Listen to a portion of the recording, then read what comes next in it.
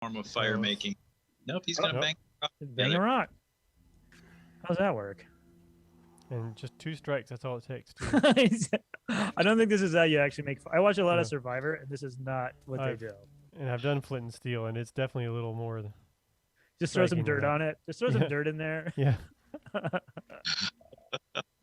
Just throw some sticks randomly in there. Blowing it a couple times. Bam! You got fire. That was easy. Easy. Anybody who's ever been camping in Florida knows this is baloney. Anyone who's been camping anywhere without lighter fluid.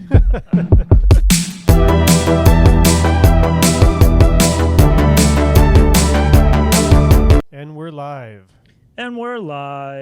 Welcome, everyone, to Archaeology Arcade, the online program of the Florida Public Archaeology Network. I'm Mike with FPAN's Coordinating Center, and I'm based out of Pensacola.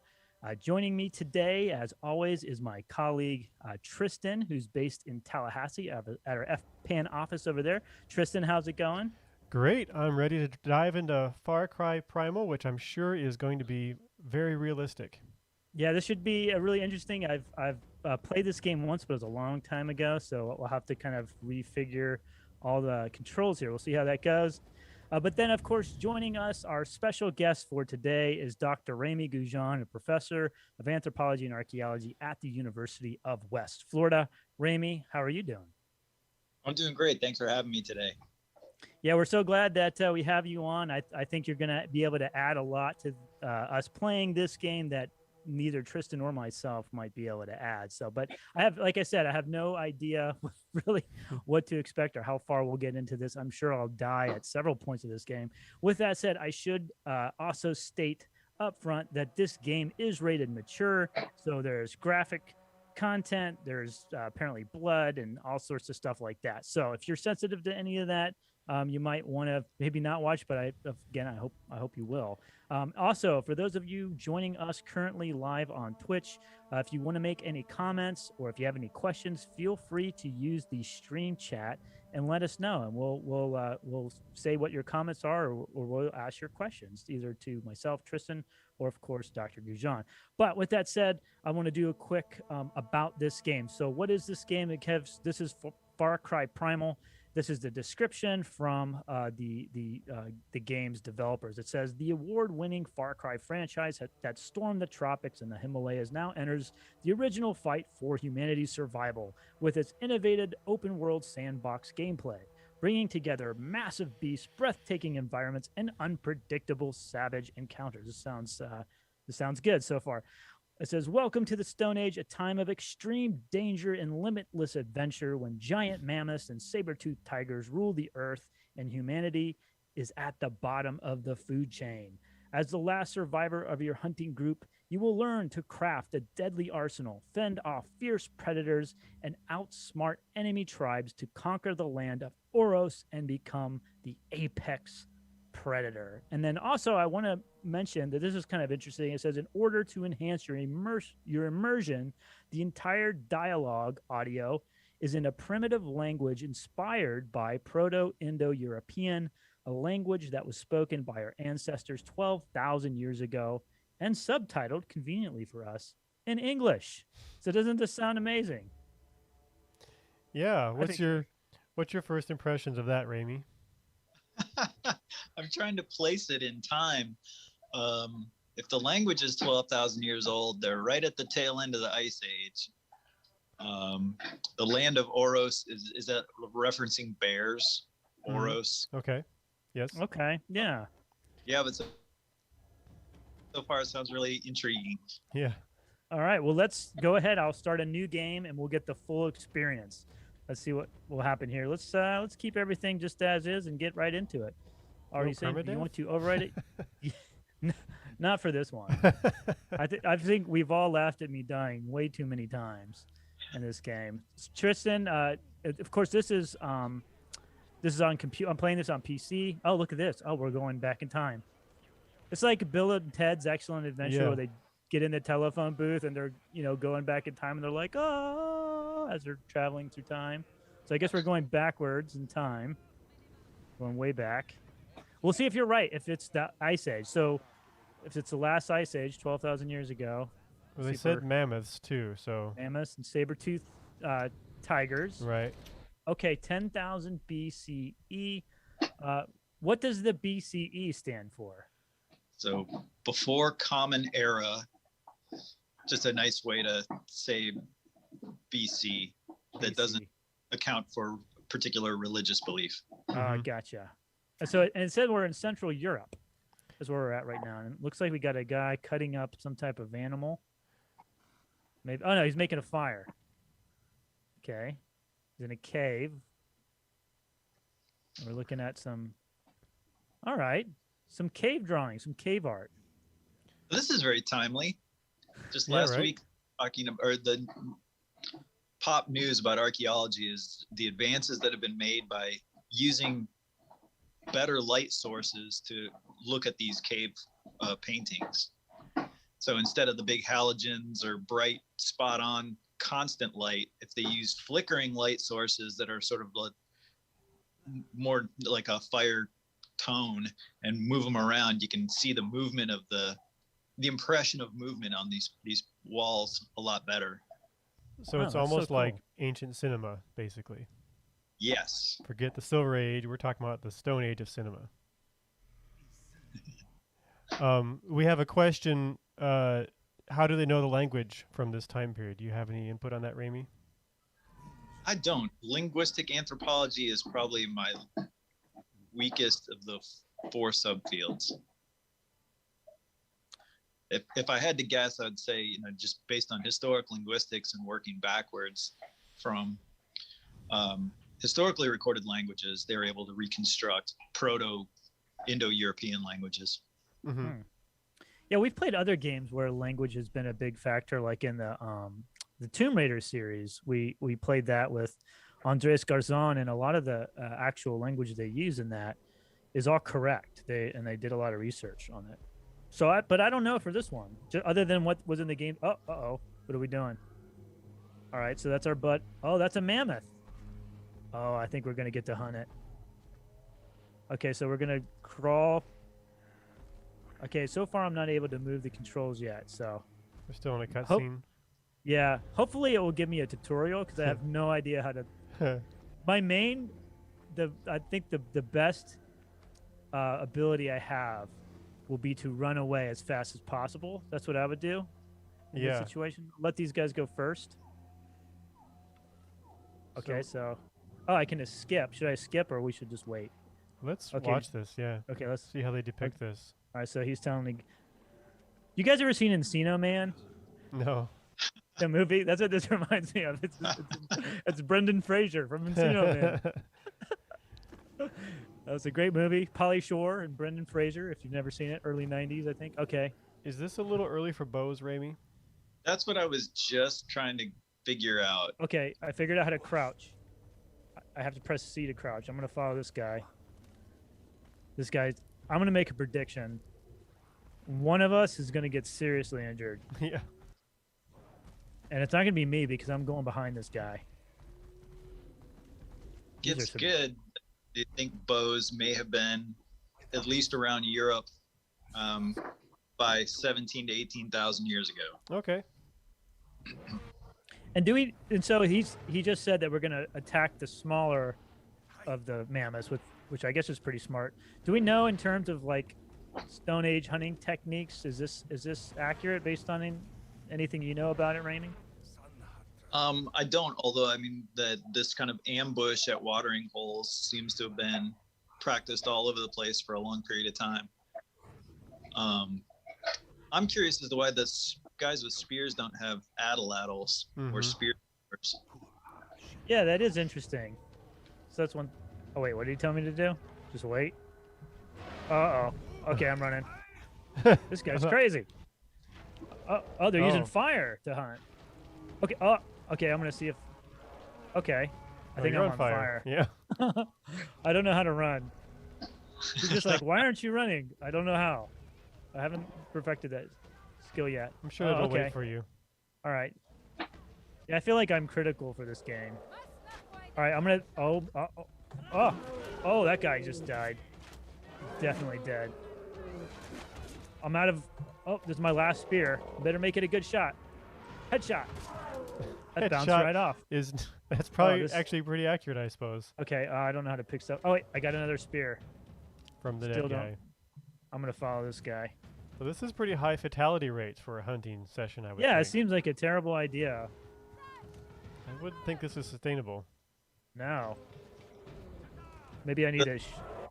Kind of funneling animals into a tunnel or in a certain direction seemed accurate. I see friendly think fire not on because you didn't just shoot your partner. I did it, guys. I did it. Did you see that I was the one that got the kill shot? Yes. No big deal. Are you hearing us okay, Ramie? You're breaking up a little bit on our end. Uh-oh. Yeah, I'm hearing you just fine. Okay, you're good now. Yeah, I think one of those fatalities was definitely Mike's fault. As in, he threw a spear through someone's face. TV. Uh-oh. We got a sabretooth. I believe this is called a Mylodon. Smilodon? Smilodon. Is I think that is a big mean cat. Okay, I'm gonna run away here. This guy's got a. I'm gonna jump. It's like let him do the fighting with the knife while me with the spear. I'm just gonna Right. run. Ow. Oh, I'm sliding down. Oh. I imagine living 10,000 BCE, a broken leg would pretty much be maybe a death sentence in this situation. Stevie C. Scuba says, meat's back on the menu, boys. Is that human meat for the saber-toothed I think tiger? I didn't see when it came in, so I'm going to assume they were speaking for the tiger. Okay, probably the tiger. Oh man, he's a goner. Oh, he'll get better. Yeah, somebody call the ER. Yeah. I'll say those look like cowrie shells. That was what I'm kind of wondering about. One of the preview shots that we saw was of this hunt and his arms out and he's got the cowrie shells on his wrist, which got me thinking, like, what's the distribution of cowrie shells? And I think the ones I most typically think of are sort of East Africa, the Indian Ocean. But there are some other species of it that occur in other places. But I think that'd be a bit of a haul to get them up into Europe. Right. Yeah. And what do we know? So obviously, he's put a grave site for. Oh, we better run. Yeah. What kind of practice? Do we know anything about Central European burial practices back then? Pat to Oros. I'm sure someone does, Right. but I think, Yeah, I don't know. yeah. And to when I'm teaching like just a introduction to human origins or evolution class, focus on the earliest expressions and sort of gloss over all the interesting stuff. But you were asking about, like, is a broken leg a death sentence? Well, we've got evidence of Neanderthal burials where individuals were really severely injured at some point in their lives and taken care of and survived decades after those injuries. Oh wow.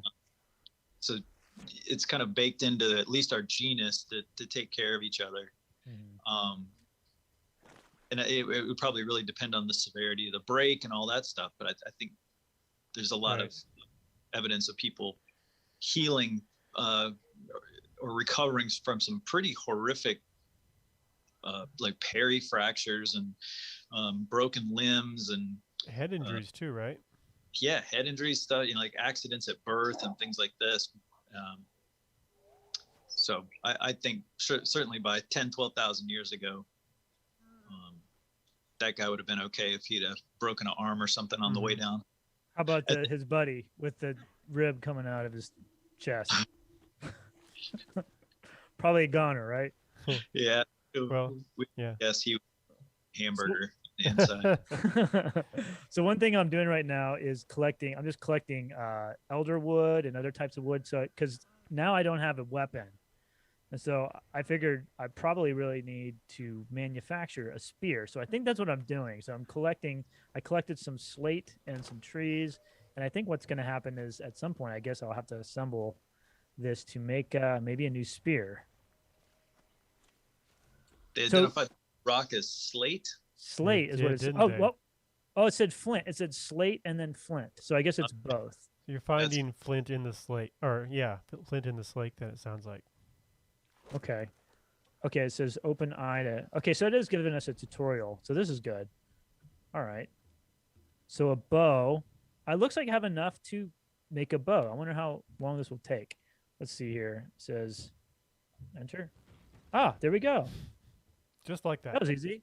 What was the big deal? That's easy. Yeah, look at that. How hard is that? Oh, interesting. Okay. So nothing compound, just a simple Mm-hmm. bow. That's fine. I'm impressed at the stringing method though. They showed that. Oh, look, I have an arrow already too. That was Yeah. easy. The arrows are the easiest part to make.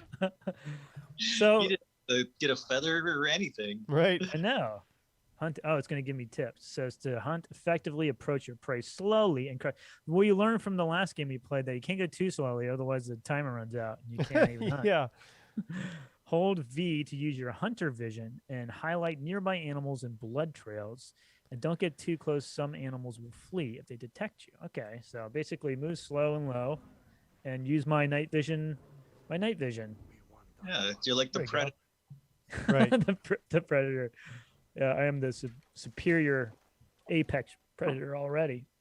So, Ramie, what can you tell us about? You mentioned hunting with a bow and arrow, and how long that's been around. Is that something that was used around the world? Do all human cultures have some version of this particular type of hunting weapon? I don't know, but I would think so. I think that'd be a fair guess.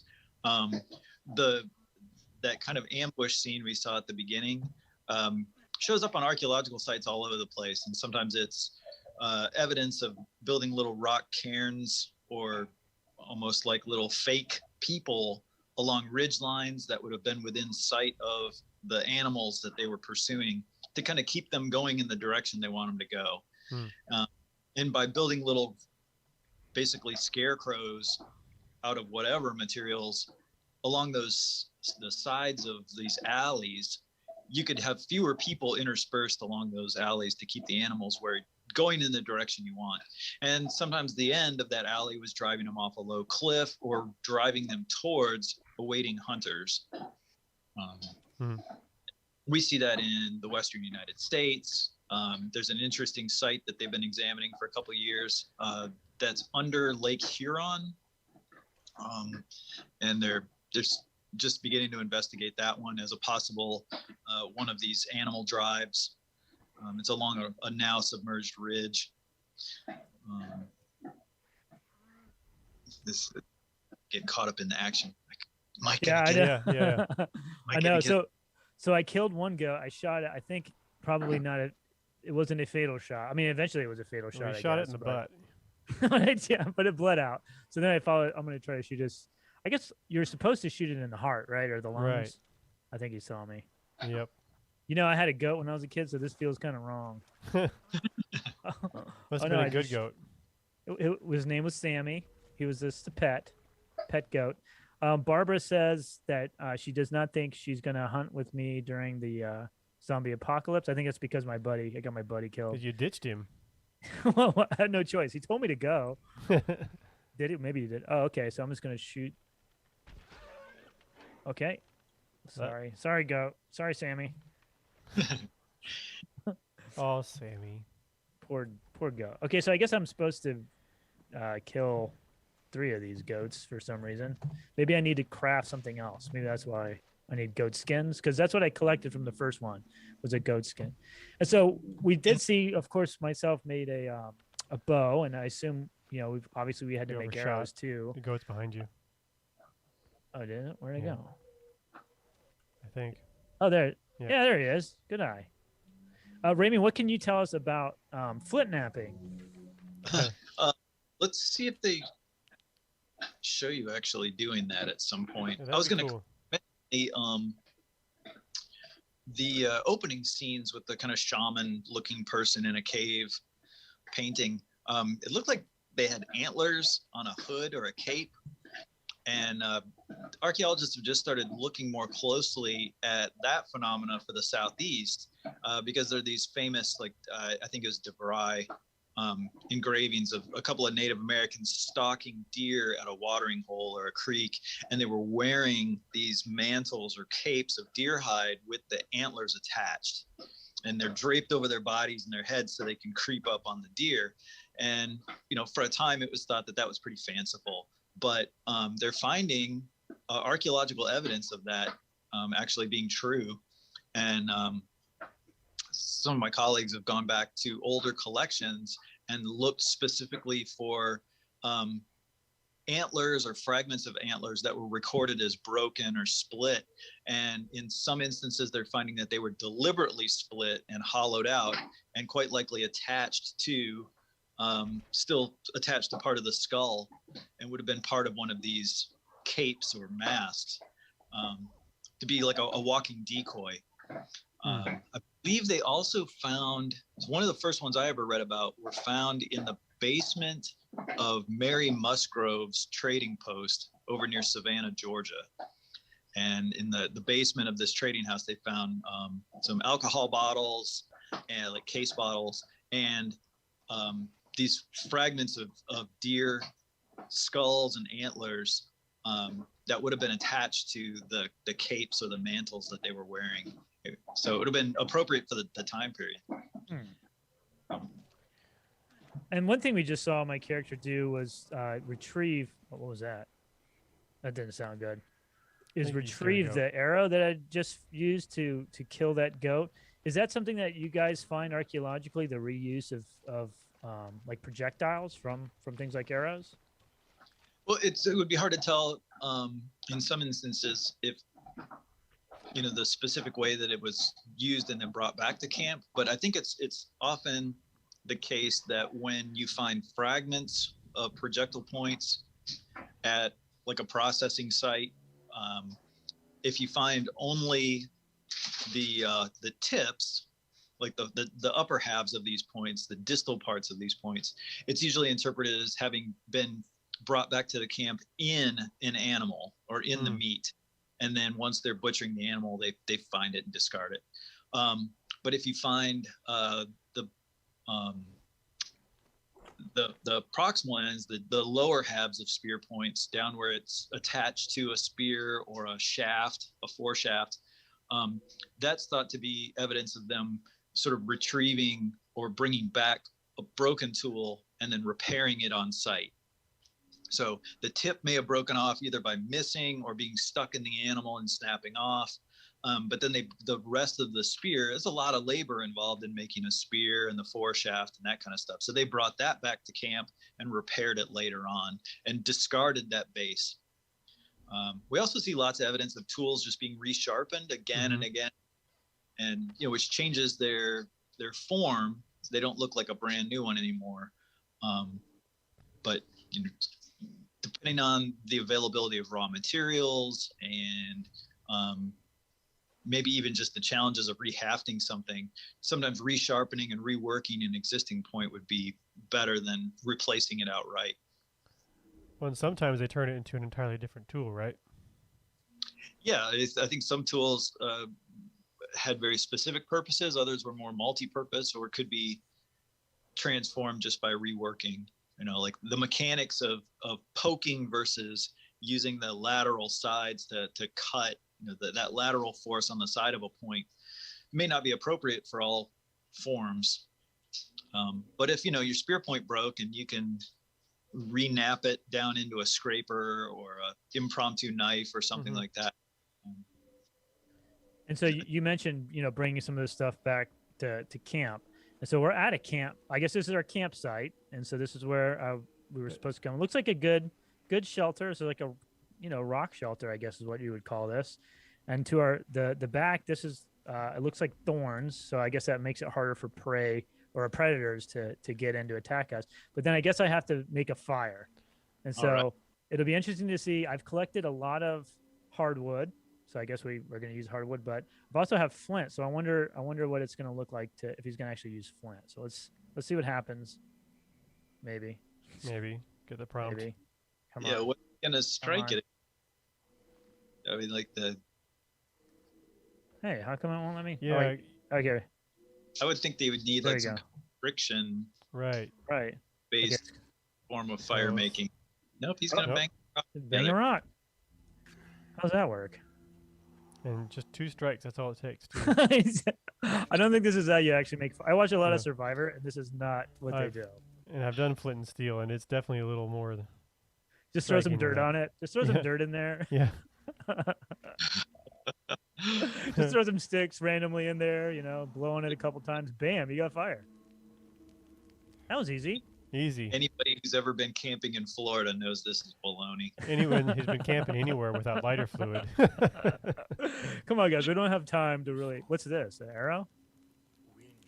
Oh, okay, that's our enemy. He mentioned early on there was different types of tribes. Rock art. Yeah. Oh, I thought he was gonna go after the rock. I make a club to carry fire. So now I'm gonna have to make a club. All right. So how long do you guys think this will take? Click. Look at that, Ramie. You're right. It's just one click. Oh, look, we have some. Oh, look at this. Interesting. I just got a club. I'm just gonna throw a rock in there, smack it in there, twist it, and then we're good to go. Like, no problem. So is making a tool, was it really that easy? Just, you know, slap some stuff together? Yeah, I don't think so. Looked like he was using hide, which you would wrap around, and I think it probably shrunk or something to keep it tight, maybe. Yeah, I guess so. And then you I've put all that work into it and just set it on fire. Yeah. Oh, look, there's footprints, and there's this is really cool pictograph, I guess is what they call these, because it's painted. Looks like it's painted, so I guess it would be a pictograph. Someone pointed out there's a pot in the background and wanted to know if ceramics were around at this time period. Was that a pot or the top of a skull? Hmm. To me, it looks like the top of a skull. Yeah. Doesn't it? You set yourself on fire there, but yeah, it could be that. I'm very new. We're very new to fire, Tristan. Yeah, yeah. We just learned. It's only been invented last millennia. So I guess I'm gonna set this this thing on fire. There we go. Although that was our kind of protection, right? Oh man. Okay, I'm gonna put that out. Don't worry, I'll just eat some It's bear fine. goat It's meat. fine. I'll just eat some goat meat and I'll be fine. Right? Okay, so this is how I switch between my bow and uh-oh. Okay, there we go. Okay. Okay, so I'm gonna go back to my night vision. Oh, that's a goat. Okay, so I'm just gonna follow these footprints, I guess. Yeah, the question about pottery, I think the oldest pottery worldwide is the Jomon pottery from Japan. And that's like 18,000 years old. I'm not sure when pottery gets to Europe. Okay, so it's not impossible though. Oh, look at this. For what we know, at least right now. Right. Yeah, if it says 10,000 BCE, I guess.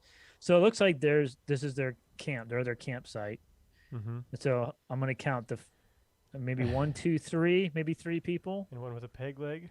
Is that right? So one's a pirate. We Yeah. have a cave pirate.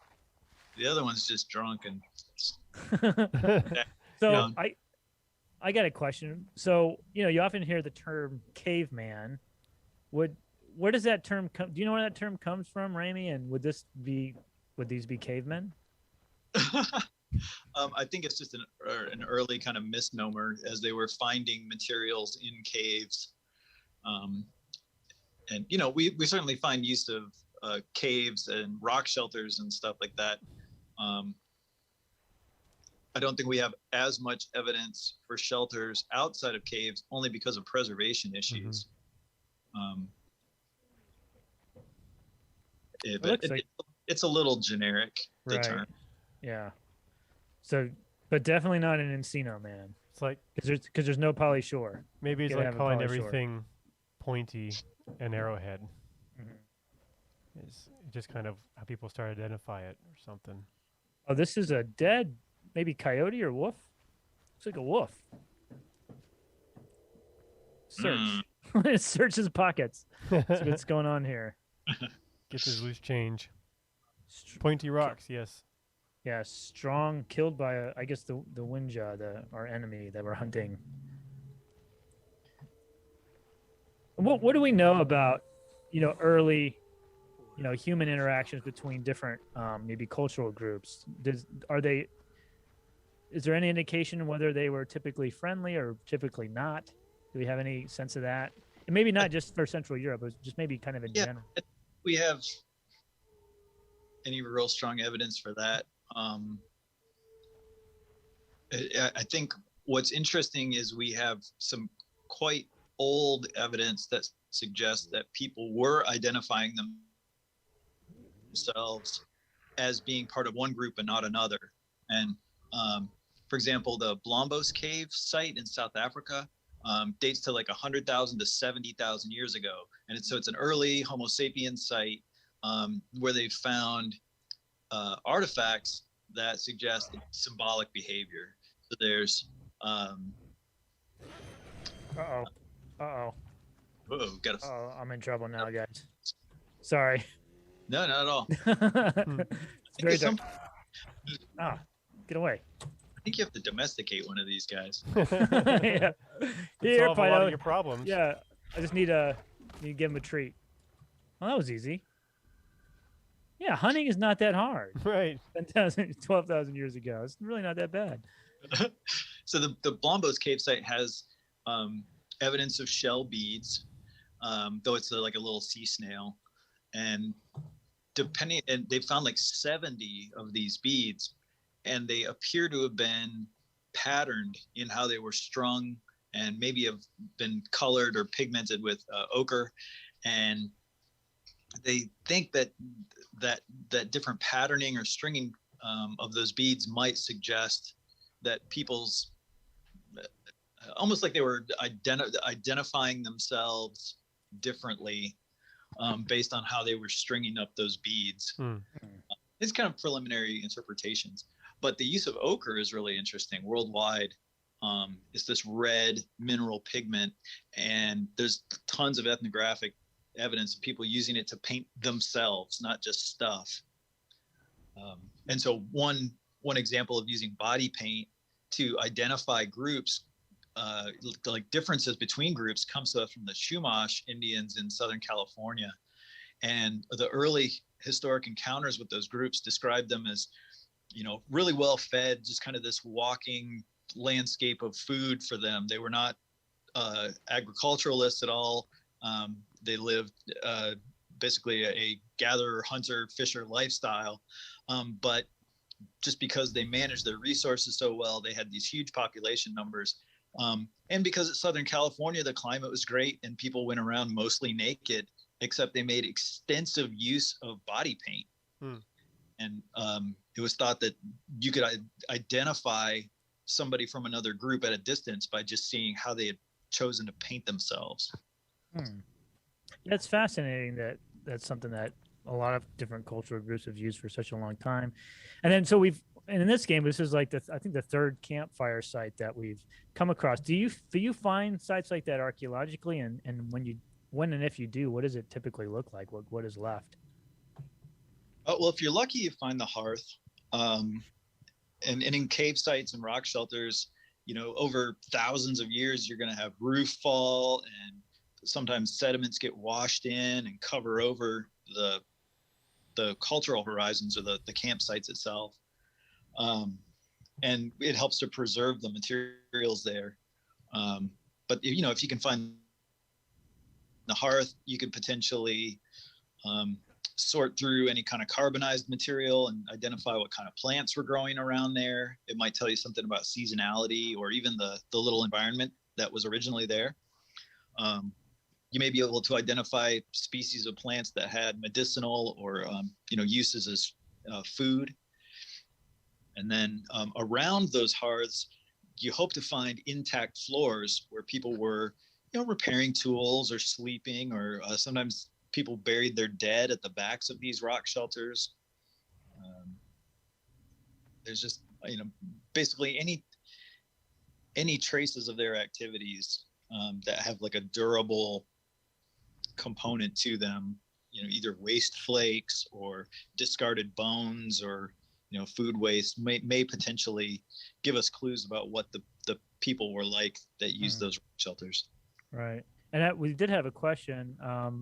Someone asked if possibly the ochre provides sun protection, and then Barbara responded that she believes that some people use clay for sun protection, and so maybe it does. I know that also, at least in the southeast, bear fat was sometimes used as like an insect repellent, from what I understand. And she just shared a link to an article that said they were finding ochre was used as sun protection in Africa.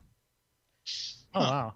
And this up here, it says we can ignite our weapons by using animal fat. You should probably, when you come to a fire, you probably start it up, because I think it's a save point for you.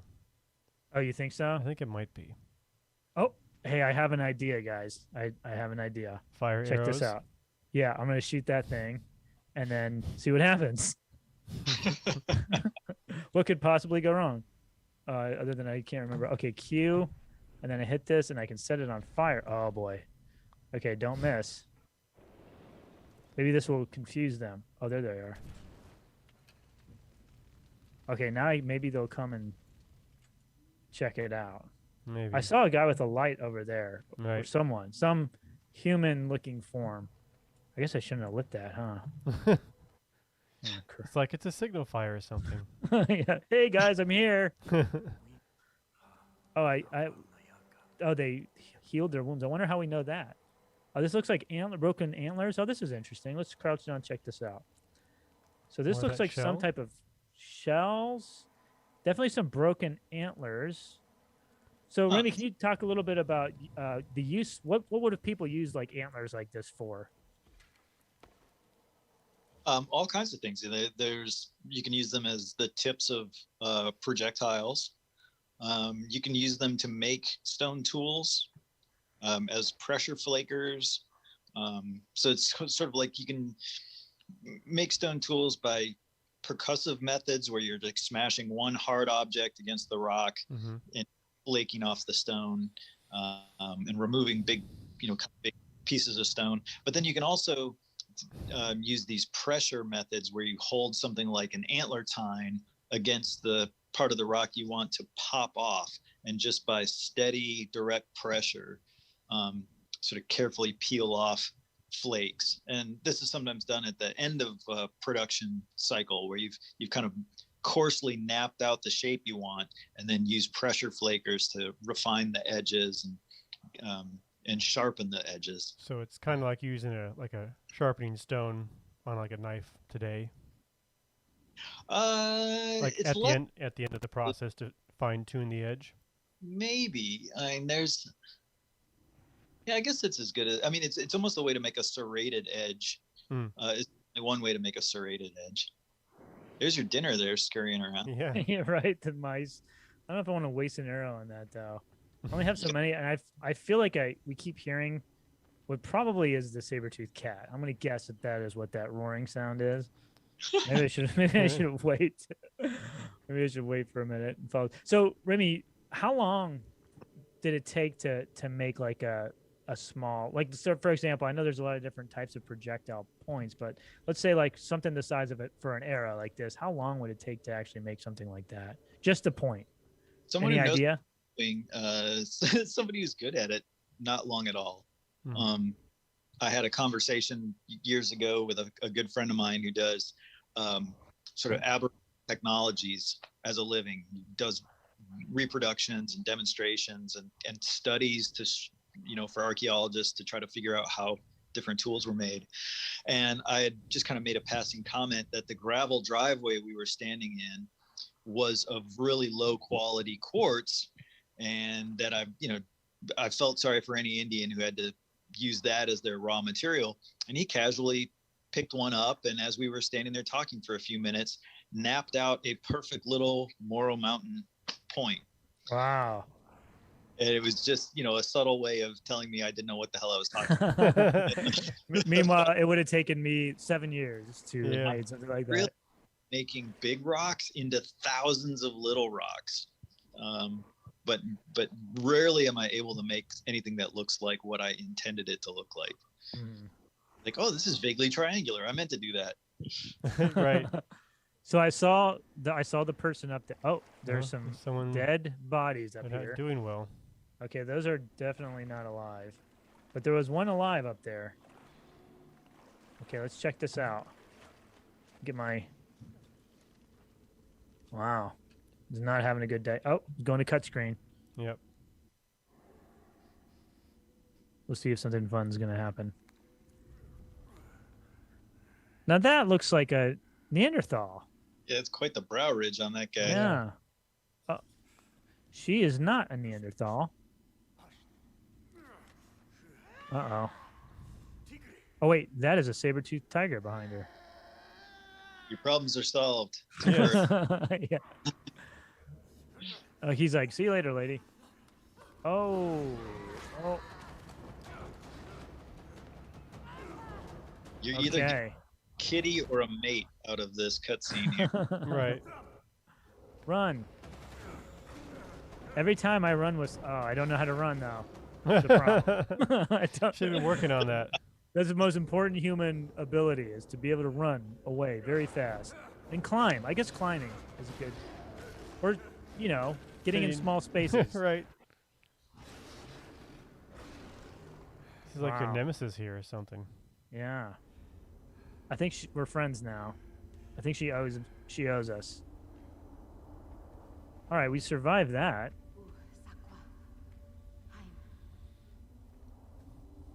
Convenient you speak the same dialect. Right. Yeah. Yeah, so I guess in this game there's supposed to be several different tribes, and I guess maybe what we saw, this is the land of Oros discovered. But it must have been a Neanderthal, that first one that we saw. So Yeah, what do we know about Neanderthal and Homo? What would be considered Homo sapiens? I guess. Yeah, they would have overlapped, and there's a lot of new evidence that's coming out that's rewriting this one annually. But there's some speculation about just how much interaction there was between Neanderthals and Homo sapiens. We know there was because their DNA shows up in our species to this day, which suggests, you know, a very particular kind of interaction. But as far as like when different Neanderthal groups died out, whether it was a result of competition with Homo sapiens or they were already on the way out when Homo sapiens showed up, is still kind of matter of discussion. But 10,000 BCE, no Neanderthals were running around.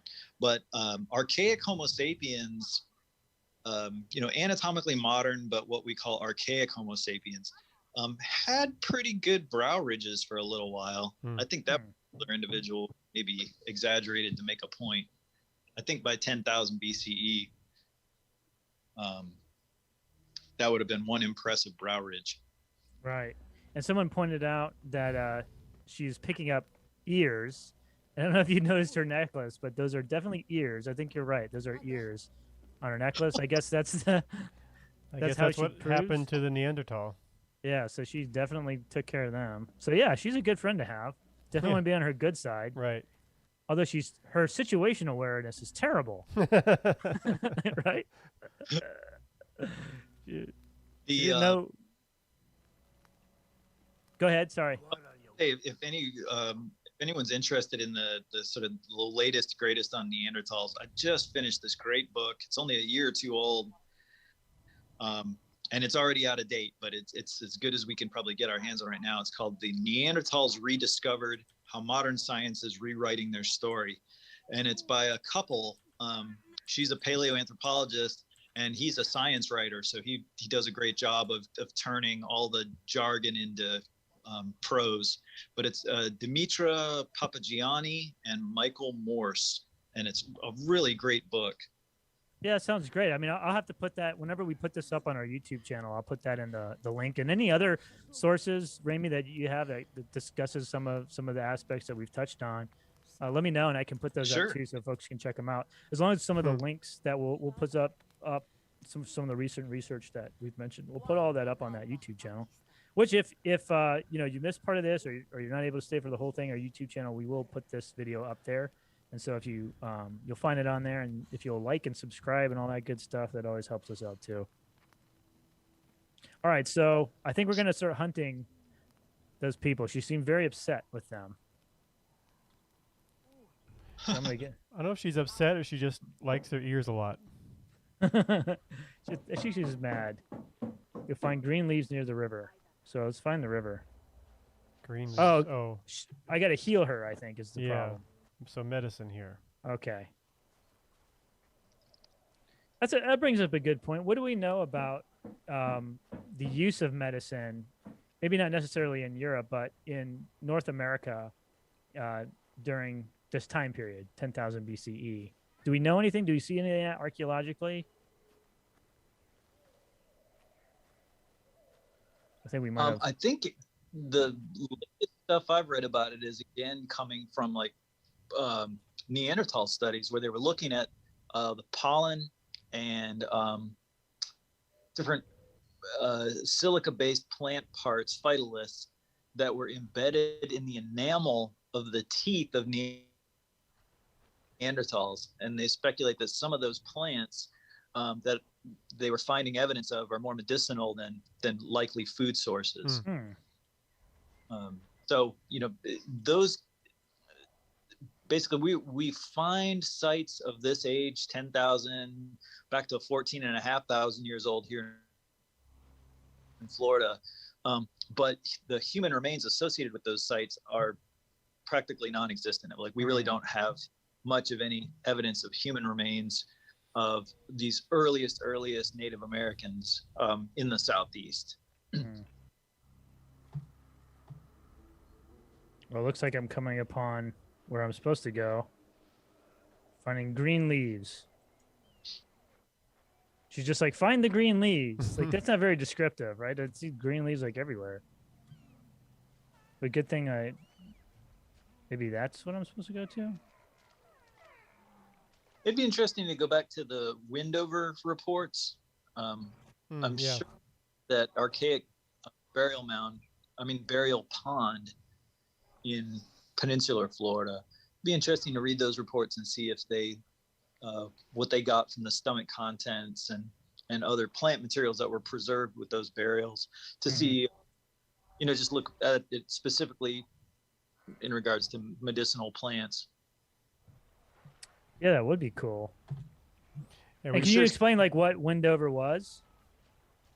Yeah, I won't even guess at the dates because I'll mess that up. But this was one of a number of burial sites in Florida where people were bringing their dead and staking out their loved ones' remains on the bottom of these ponds.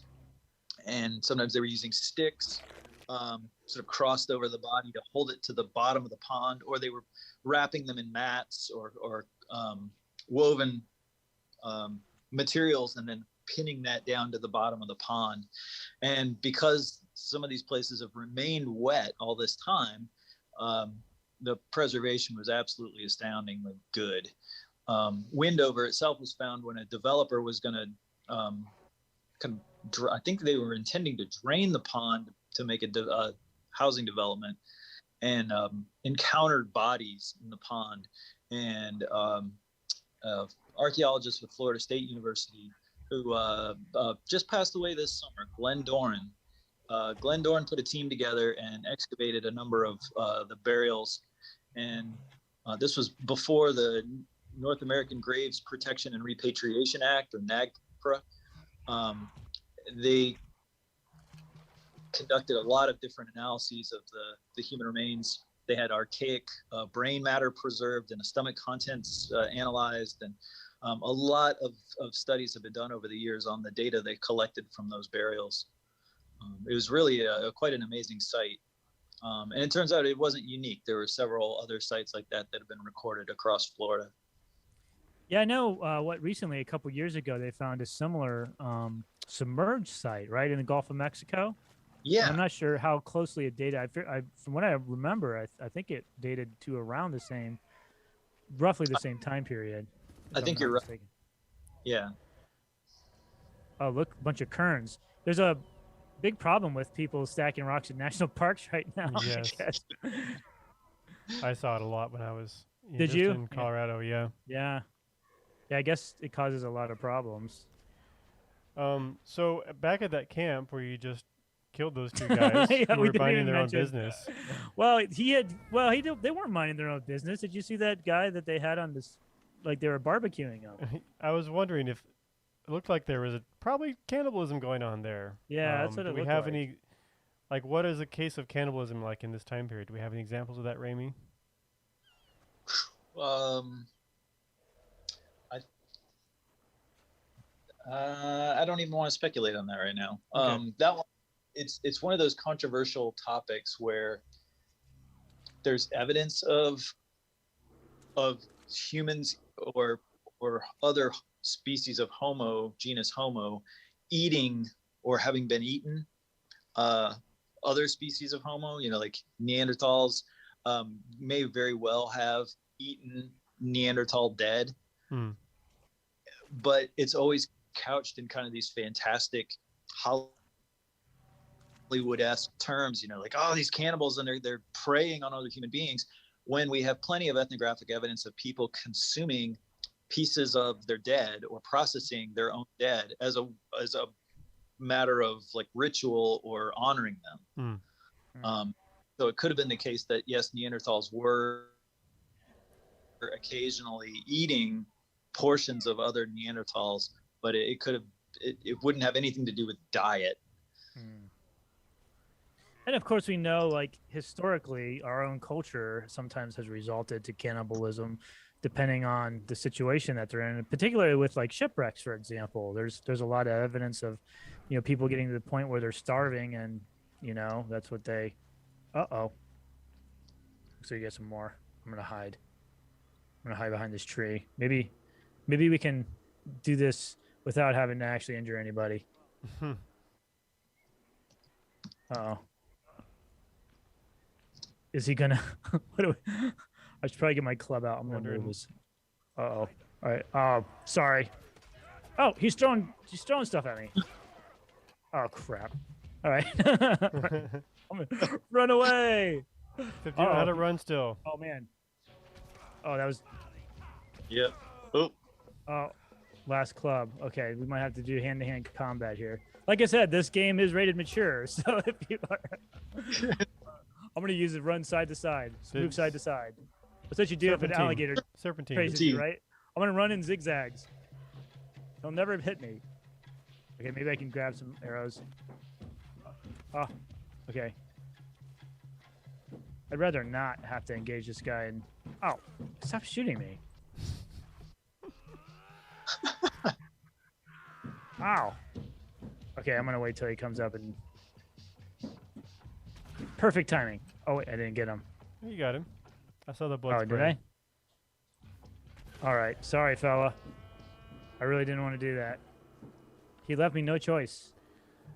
So if these are supposed to be Neanderthal, I noticed they're not the kind of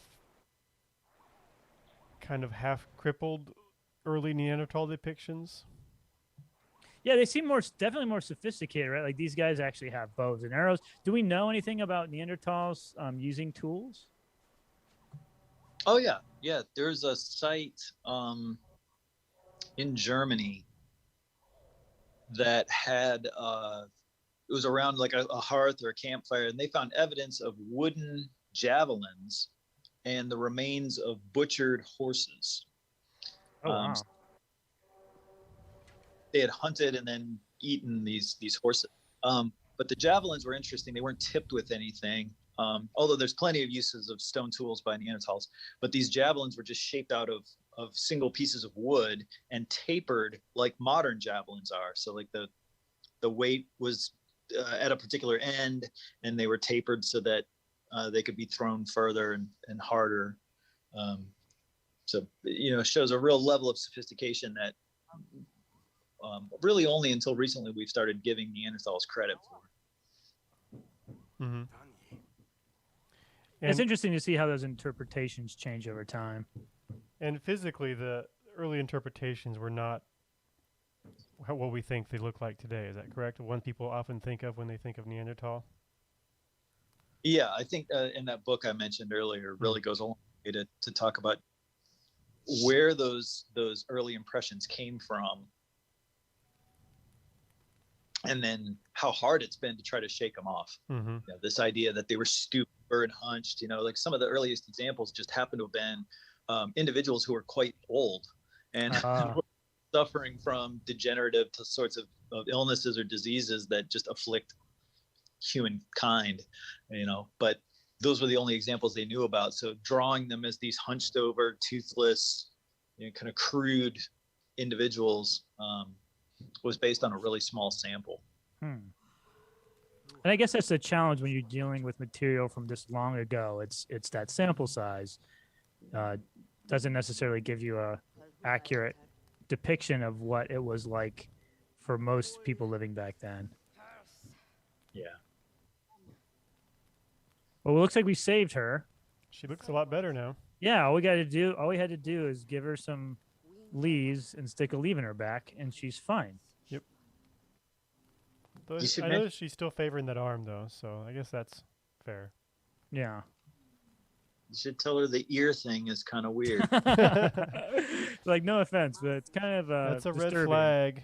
Yeah. Those are Neanderthal ears, right? Uh-oh. Oh, I did something. Okay, we completed something. I thought you were on fire again. Yeah, me too. I might have actually stepped on the fire. All right, this is actually might be a good point to stop at. We're only a couple minutes before our stream time is over. Yep. Ramie, do you want to tell us just last couple of things? Anything you're working on in terms of research that's recent?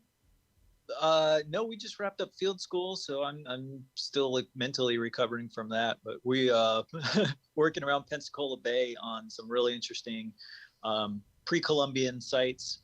And this summer we spent some time on 2 woodland period sites. This was sort of the broad period of time before the last broad period of time before contact. So we're talking like, 500 AD or so. Each site we worked on was give or take 100 years on either side of that. But we're looking at just identifying the size or extent of the cultural materials around these 2 important civic ceremonial sites. They included presumed burial mounds, and we stayed out of the mounds and just concentrated on the activity areas and possible village areas around them. Yeah, it's really, really cool stuff. And then just getting ready for the fall semester. Yeah, we had a summer full of fantastic ceramics. The summer just yielded so many different varieties of really well executed, beautiful ceramics. It's going to tell us a lot about interactions with other regions of the Southeast and the times that these sites were occupied. It was really, really a great summer. That's awesome. Cool. Yeah. Well, yeah, I want to again thank both you and Tristan for taking time out to be on Archaeology Arcade. What did you guys think of this game overall? Tristan, we'll start with you. I thought it was fun. I don't have any idea how you could rely on it accuracy-wise, but it's still interesting. You can tell they put a lot of work in at least aspects of it, like language and such. And Ramie, how about you? What did you think overall? Overall, yeah, this is a lot of fun. My kid is envious that I get to see it before he gets to play it. Oh, nice. But I do wish like the developers would take a chance on developing a non-action sequence and just show them sitting around making the tools. I think it'd be really funny to show. You could have somebody trying to nap a rock, and if you hit it incorrectly, it breaks or it makes something that you're not intending to. It's a skill you have to acquire as the game goes on. That could be a really to try to program. Yeah, I can see that. Yeah, like kind of like lock picking in other games or something like that. Mm-hmm. Yeah, that would be cool. And maybe the developers will see this and they'll make like an educational, non-super violent version that kids can play like on a computer in the classroom. That would be fun. Well, yeah, thanks a lot, guys. I really appreciate you. And for anybody, again, watching this on Twitch, go to our YouTube channel. If you didn't catch the whole episode, it'll be up on there probably early next week. And then I don't think we have any more archaeology arcades scheduled until I think September. We have one scheduled so far, but we'll try to schedule another one sometime in the next couple of weeks. I know Rachel Hines, who we have on for our Nancy Drew game, I think she's back from being in the field maybe the end of this week. So maybe we'll have her on next. Or if there's any other games that you guys know of that you think we should play, let us know what those games are, and we'll try to play those. And then if you're an archaeologist listening and you want to participate, let us know. We'd love to have you on. Yep. All right. All right. Bye. See you later. Thank